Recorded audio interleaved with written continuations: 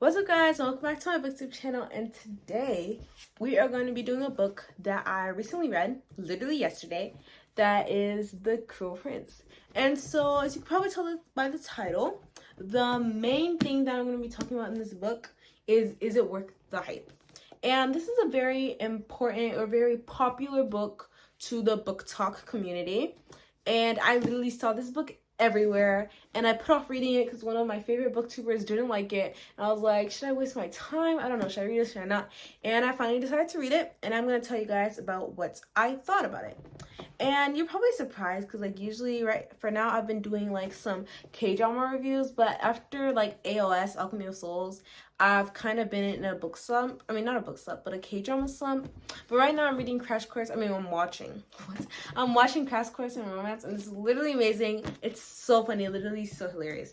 But you know, it's only on the 8th episode. We got 8 episodes more to go. I'm still waiting for the Glory season 2. Like, you know, it's a hard time for us K-drama watchers. But anyway, my review for this book is going to be a little more structured than it usually is. And it's basically to answer the question, is it worth the hype, the fame, the love, the adoration that this book gains on platforms such as TikTok? And so the first thing I'm going to talk about is the readability. And this is basically like a general overview of the book. Are the characters likable? Is the plot compelling? How is the writing? And things like that. Just like how easy is it to read? Like as you can tell, it's a pretty big book. So it's like, is this easy to read? Like, are there some parts that are a little, what's going on here? Like, you know, what's going on in this book? The next thing I'm going to talk about is the focus of the book. And this basically goes into, if you haven't heard of this before, like a book usually has like 2 main focuses or 3 main focuses if it's a series book. But the first one is like character focus. Is it focusing on the characters, their backstories, what's going on in their lives? Is everything centered around the character? The next is the plot. It's more of like the opposite way around. Like, are we talking about the plot? What's going on? The rising action, the anticipated action, all that stuff. Like, is it mainly focused on the plots? And is it very like plot heavy? That's the thing that carries the entire book. And the last one is like, if it's just a foundation book for a series book. Like, is this book especially in like fantasy series and just like series in general, is it like a foundation book? Is this book supposed to be building up the world that we're going to live in for the next 2 books, or how many books are in the series? Like, what's happening in this book is just a foundation just to introduce all the characters, to get us going with the plot, like what's going on with this book. And then the next thing I'm going to talk about is the enjoyment. And this is basically just like my personal opinion of this book. And that's where the real book review comes in. Like, did I like this book? What didn't I like about this book and things like that? And then I'll go into what I recommend. And this is basically where I'm going to talk about what the book is about and things like that. So for the first section is the readability. And while this book, honestly, I've like never did this before because I've kind of been in a book slump for a while. Like, I got The King of Scars from my school library and I never read it. I just put it back, and it was just like, I just couldn't find the urge to read. And it's just like school is just like kind of stressful. There's so many things going on, and it's just like I haven't been reading much. But I finished this entire book in one day, which for some of y'all might not be a big deal, but for me it's like a pretty big deal. Like, before I used to read like a lot, and I don't really read that much. But I was so surprised at myself by how engrossed I was in this book. Like, I finished it up so quickly, despite it having like 360 something pages. It almost has 400 pages, but like I finished this book so fast. And so with the plots, I didn't realize this while I was reading it because I was just like, oh my gosh, what's gonna happen next? What's gonna happen next? But like, there isn't. It sounds kind of harsh to say there isn't a plot, but like the plot isn't really there. Like, there's a huge plot twist towards the end that I'm not gonna spoil. This is gonna be like, I'm gonna try to make this a spoiler-free review.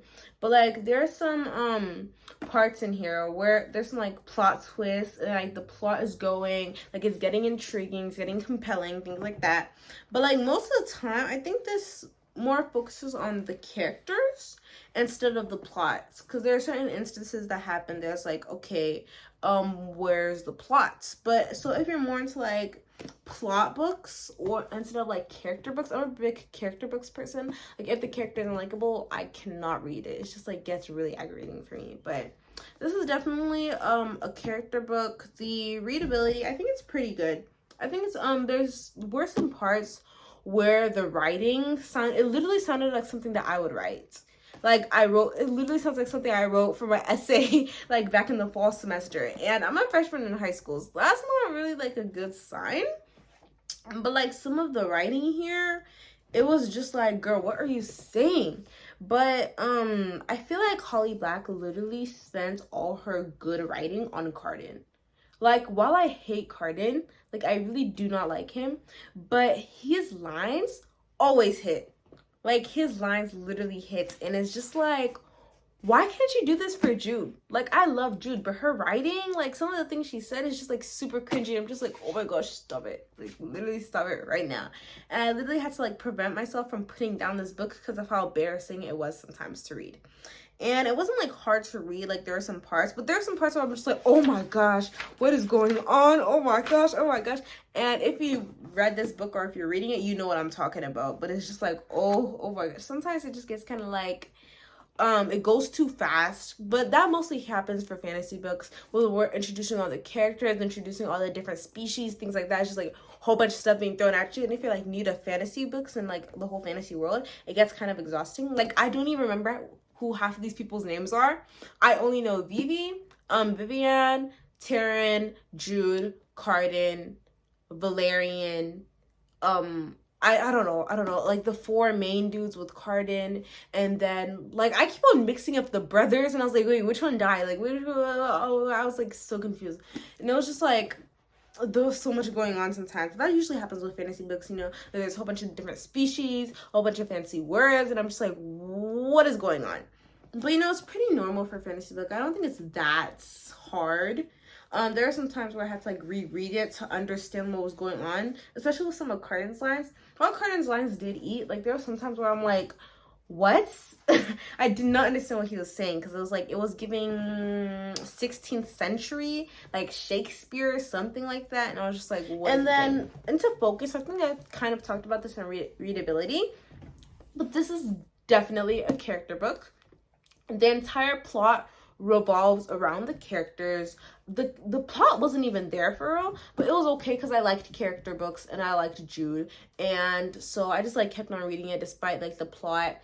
But I mean, the plot was good. It was compelling. It was interesting. The plot was getting there. You know what I'm saying? But like, it's definitely a character book. It definitely focuses on the character and the main character, Jude, and her relationship with her family and with the people at her school and with the fairies and things like that. Going into enjoyment, as you can probably tell, I did like this book. I really did like it. But some things I didn't like it, like I said before, like the writing. The writing sometimes, it was just like so cringy, and I was just like, ew. Like it was just like, no, you literally took the words out of my mouth, and that is not a good thing. But some things I didn't like the world building. I feel like she just expected us to know about this. And I know like fairy culture and that whole thing is getting more popular on like TikTok books and things like that with the Court of Thorn. Can't say it. A Court of Thorn and Roses, ACOTAR, and books like that. Like it's getting pretty popular for the fairy world and stuff. But I feel like she just expected us to know about this, and I feel like she could have put more time into world building. Like she just threw us into that world, like dive head first, and I was just like, who are these species? What is going on? I didn't even know what a fairy was. I wouldn't have known what a fairy was if it wasn't for like TikTok and stuff. No, it was like, and she did explain it sometimes, like, oh, with his horns, his pointed ears, and things like that. But sometimes it was just like, I feel like she could have devoted more time, especially this being the first in a trilogy, and it being a pretty big book. She could have devoted like a good chunk of the book into world building and things like that. But I still think it's a pretty compelling, interesting book. It's not one of the best books I've ever read, but it's a good book, and I will forever love it for getting me out of my book slump. Would I recommend it to someone? I did really like this book, but would I go out of my way and say, here, read this book, I love it, read it right now, here you go, for free, take it? I'm not sure, because this book isn't for everyone. Because like I said, the world building, some of the lines are really cringy. Some of them might not support like the kind of the budding romance that we can sense going on. And it's good. It's a good book. Sometimes it gets like the writing sometimes just gets really cringy. There's a whole bunch of names being thrown at you, but again, that's a regular fantasy book. Whole bunch of species names, whole bunch of things like that being thrown at you. But I think I like this book, and I think it's a good book. Would I go to my way and recommend it to someone? No. But if they ask me for recommendations, then I'd be like, hey, maybe you should give a try to The Cruel Prince. But I wouldn't go out of my way and be like, oh, this is the best book ever, you should read it, like I do to Six of Crows, you know? Because Six of Crows is my baby. I love Kaz, I love Jesper, I love Inej, I love all of them. But like, The Cruel Prince, I don't know. It's just not there yet. It's not that high in my level yet. And so we're basically going to go into like a general overview of this book, going into what I recommend. So this is not really like a recommendation, but I'm telling you what it's about. And if you decide in your decision to go out and buy or rent or get this from your local library, then go do that. But this book, The Cruel Prince, is about this girl named Jude. And one day her and her sisters, her parents are murdered and they're stolen and taken to the fairy world. And so while she's in the fairy world, she basically like grows up there. She has a twin sister, Taryn, and her older sister, Vivian.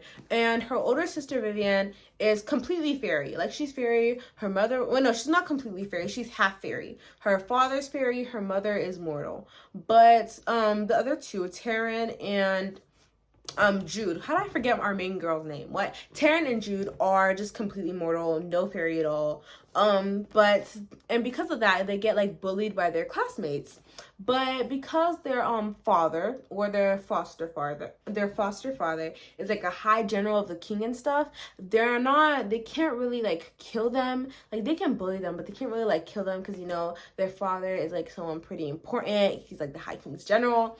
But one of her bullies, especially her and Taryn, but her more because she like stands up to them a little bit. But one of her bullies is Cardan, and it's actually Prince Cardan because he is the 6th prince of the High King Eldred. And so, you know, he's a prince. He can do whatever he wants. No one's gonna tell him anything. He orders the teachers around. He always bullies Jude. And so, you know, she can't really do anything because he's a prince, right? Until she can. And one day she decides to go against Cardan and like, I'm not going to take this anymore because I'm not going to allow you to bully me and my sister. And she stands up to him. And of course, it doesn't go that well because, you know, he's a king. I mean, he's a prince. His father is a king. He has powerful brothers. His little friends too are always got his back. And it's just like, you know, there's this little back and forth going on between Jude and Cardan. And so it's not just like a regular bullying. Like, it was kind of giving K-drama bullying because why did they stuff an apple down her throat trying to murder her? Like, why did they put her in a river full with nynxes that could have chomped her feet off? And it's just like, y'all like Cardan? Because I was not eating him up in this first book. Like, he might get better later, but right now I was totally on Jude's side. And I was totally surprised about how much I liked Jude. Because my favorite my favorite booktuber, she didn't like this book and she really didn't like Jude. She thought she was annoying. And I was like going in like, oh my gosh, I'm not gonna like Jude. Oh my gosh. But I love her. She's literally such a girl boss, such a queen. And so I was just like, maybe I really should take everything that people say with a grain of salt. So I loved Jude, did not like Cardan.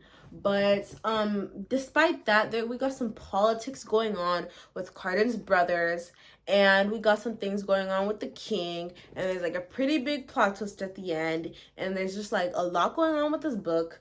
But I love it. Like I said, the writing does get a little cringy. The world building isn't there yet. Maybe we'll get there because I think it focused more on politics, but it didn't focus a lot on the actual fairy world. Like, on the fairy world, all they did was like spit out some names of some species of horse things that aren't horses and nynxes and things like that. And I'm just like, whoa, slow down. But I think this is a good book. It's a trilogy. This is the first book of the trilogy. If you want to read it, go ahead. I won't force you to. But you should most definitely go read Six of Crows. That's literally like one of my favorites. But yeah, that's my little book review. And to answer the question of is it worth the hype? I think it is a little overhyped because I was expecting a little bit more. Like, again, I won't say it's one of my favorite books of all time or it's as good as Six of Crows or it's like up there, but I think it is a little overhyped. But overall, I think it's a good book. It's a good book. So I don't think it's worth the hype it gets on TikTok. I did like it. I did enjoy it. I do think it's a good book, but I think it is a little overhyped on TikTok. But, you know, go read it. It's good. Yeah. So if you enjoyed this little book review, make sure you like, comment, and subscribe, and post that notification bell so you never miss a video when I upload. And I'll see you guys in my next video. Bye. Bora